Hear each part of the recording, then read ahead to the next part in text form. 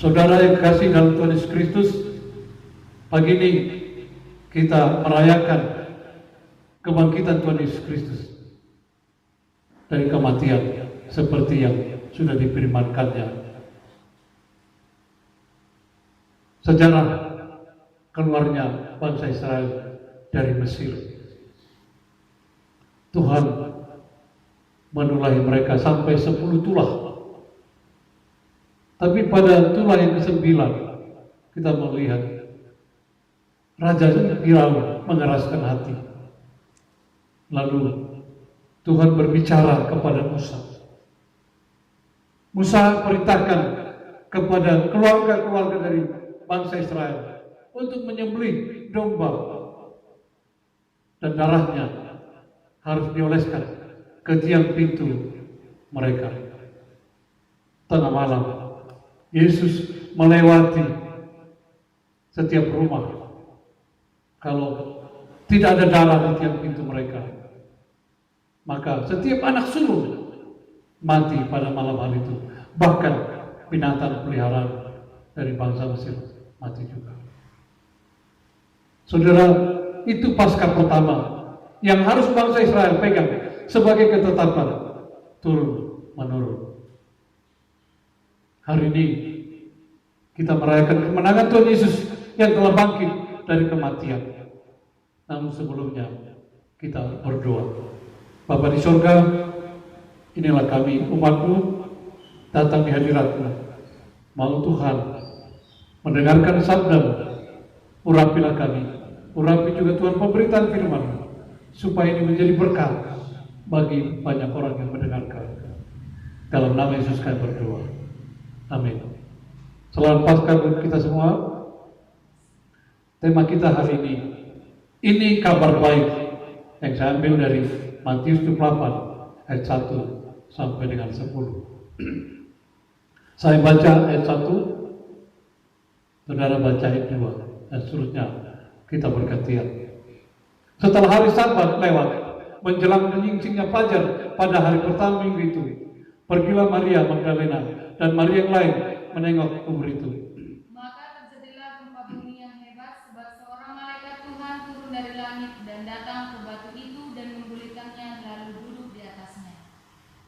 Wajahnya bagaikan kilat dan pakaiannya putih bagaikan salju. Dan penjala-penjala itu gentar ketakutan dan menjadi seperti orang-orang mati. Akan tetapi malaikat itu berkata kepada perempuan-perempuan itu, janganlah takut, sebab aku tahu kamu mencari Yesus yang disalibkan itu. Ia tidak ada di sini, sebab ia telah bangkit, sama seperti yang telah dikatakannya. Mari lihatlah tempat ia berbaring. Dan segera pergi dan katakanlah kepada murid-muridnya bahwa ia telah bangkit dari antara mati. Ia mendahului kamu ke Galilea. Di sana kamu akan melihat dia. Sesungguhnya aku telah mengatakannya kepadamu. Mereka segera pergi dari kubur itu dengan takut dan dengan sukacita yang besar, dan berlari cepat-cepat untuk memberitahukannya kepada murid-murid Yesus. Tiba-tiba Yesus berjumpa dengan mereka dan berkata, salam bagimu. Mereka mendekatinya dan memeluk kakinya serta menyembahnya. Maka kata Yesus kepada mereka, jangan takut, pergi dan katakanlah kepada saudara-saudaraku supaya mereka pergi ke Galilea, dan di sanalah mereka akan melihat aku. Dari Matius 28 ayat 1 sampai 10 tadi. Ada maksud yang saya katakan di sini untuk memperlihatkan kabar baik Injil itu. Tujuannya untuk memperlihatkan kepada kita bahwa Allah selalu bekerja dalam sikap kita. Sasaran. Ada 3 hal yang kita pelajari di sini. Pertama, Allah bekerja dalam sikap kita terhadap hal-hal yang menyenangkan. Saudara, ketika kita membaca, melihat apa yang barusan kita lihat dari firman Tuhan, ada perempuan-perempuan yang sangat membanggakan. Mereka punya keberanian yang luar biasa. Pagi-pagi, subuh, mereka pergi ke kuburan. Biasanya orang pergi ke kubur mungkin siang-siang. Tapi di sini perempuan-perempuan ini menunjukkan keberanian yang sangat luar biasa itu. Mereka menerobos pagi hari ke kuburan. Yang kedua saya lihat dari sikap mereka ini, mereka tidak malu, mereka tidak takut. Padahal murid-murid yang lain sedang ketakutan, sedang mengurung diri.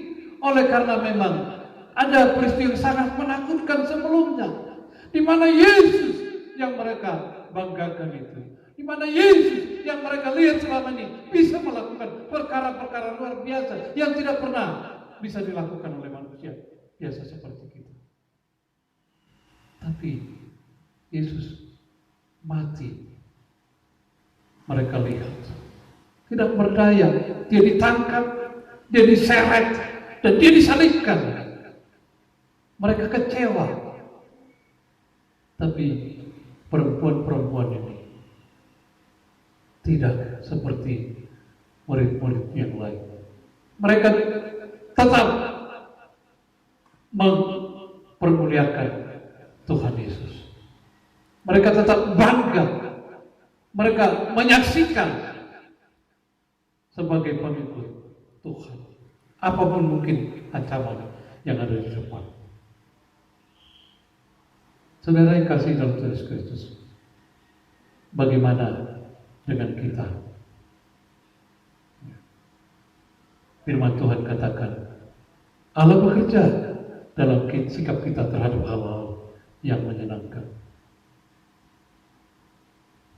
Kalau kita lihat di sini, pertama sekali menyaksikan fakta kebangkitan Yesus, ya, adalah perempuan-perempuan yang membanggakan.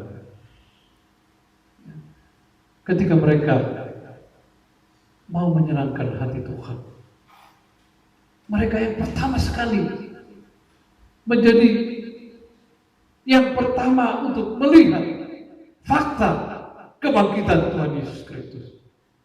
Apa yang dikatakan malaikat kepada mereka?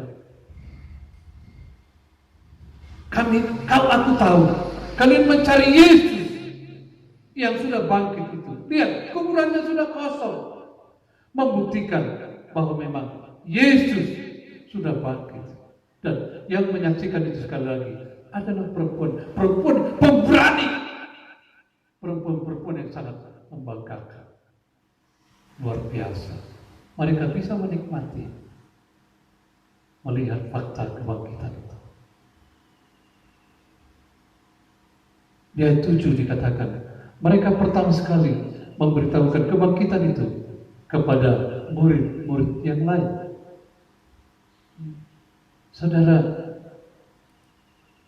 mereka dipakai Tuhan untuk memberitakan kabar baik itu kepada murid-murid yang lain yang ketakutan, supaya mereka dikuatkan bahwa memang Yesus yang mereka ikuti, yang mereka selalu bangga-banggakan selama ini, benar apa yang dikatakan oleh firman Tuhan, sama seperti yang dikatakan malaikat kepada mereka tadi.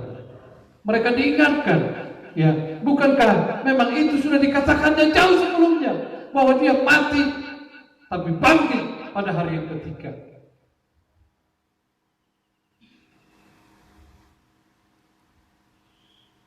Allah bekerja dalam sikap kita terhadap hal yang menyenangkan.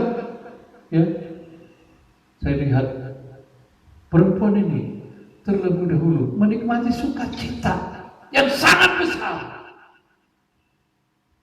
Sekali lagi, karena fakta itu, kebenaran firman Tuhan itu, yang sudah selama ini dinyatakan Tuhan Yesus kepada mereka. Semua terjadi, segala apa yang sudah dibuatkan. Saya pikir kita juga melihat, sudah 90% lebih bahwa nubuat Tuhan Yesus terjadi. Apa yang dinubuatkan itu? Nah, saya pikir salah satu nubuat yang perempuan ini nikmati, ya, yaitu tentang kebangkitan yang sudah Tuhan Yesus katakan kepada mereka. Sehingga mereka semakin bangga, semakin diberkati. Akhirnya sukacita itu meluap luar biasa. Benar setiap perkataan Tuhan itu. Ya dan amin. Apalagi Allah yang mereka harapkan tadi adalah mayat. Mereka bertemu, sudah hidup. Karena mereka yang pertama sekali mendapatkan syafaat dari Yesus ketika mereka bertemu di jalan. Yesus menyapa mereka. Bahkan Yesus mengatakan, pergi beritahukan kepada murid-muridku yang lain, kita akan bertemu di Galilea.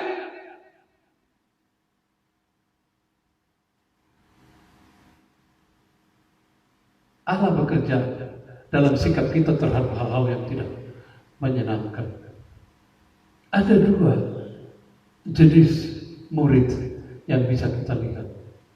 Ada perempuan-perempuan pemberani, tapi rupanya di sana ada murid-murid yang memang sedang ketakutan. Saudara yang kekasih dalam Tuhan Yesus Kristus, mereka gagal memahami kebenaran firman Tuhan karena mereka terlalu fokus kepada persoalan. Mereka melihat persoalan itu terlalu besar. Apa yang mereka harapkan dari Yesus sebagai raja mereka, sebagai ikutan mereka, ternyata Yesus yang mereka selama ini bangga-banggakan tidak berdaya. Akhirnya mereka ketakutan. Saudaraku yang kekasih dalam Tuhan Yesus Kristus, bagaimana dengan kita ketika menghadapi persoalan yang terjadi dalam hidup kita? Sekarang memang orang berkata, mendunia virus corona. Mendunia. Sehingga orang menganggap menakutkan dan besar sekali peristiwa itu. Saudara, kita coba fokus kepada Allah. Kalau kita fokus kepada Allah, kita akan melihat Allah itu jauh lebih besar dari apapun yang ada, yang sudah tercipta di dunia ini. Dan kita bisa melihat bahwa virus corona itu tidak bisa dilihat oleh kasat mata. Dia harus dilihat oleh pakai mikroskop, dan itu pun gak biasa. Harus yang terbaik baru kelihatan. Ini sangat kecil sekali virus corona itu. Saya kira sebagai orang percaya, kita perlu memandang ini satu peristiwa seperti peristiwa kepada bangsa Mesir. Bagaimana Allah mempertontonkan kuasanya, mau menunjukkan bahwa memang aku hebat, aku Allah, aku yang harus kalian sembah, karena memang semua bisa kulakukan di luar daripada pemikiran manusia. Kalau kita fokus kepada Tuhan, kalau kita lebih melihat kebesaran Dia, karena saya pikir tidak perlu kita khawatir dalam peristiwa-peristiwa sekarang. Biarkan aja Tuhan berperkara di dalam. Mungkin ada maksud Tuhan untuk mengingatkan manusia sekarang ini, karena memang manusia terlalu sekarang mengandalkan pengetahuan mereka, terlalu mengandalkan kehebatan mereka tanpa memandang kepada Dia yang menciptakan yang tidak ada menjadi ada. Mereka masih mampu melakukan apa yang sudah ada itu, tapi mereka sombongnya luar biasa.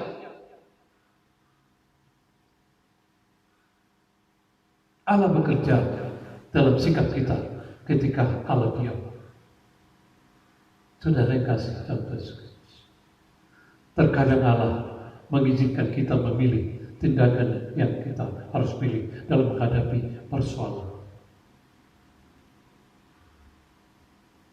Bagaimana kita melihat seperti yang saya katakan tadi, supaya Tuhan melakukan persoalan ini demi kemuliaan Dia.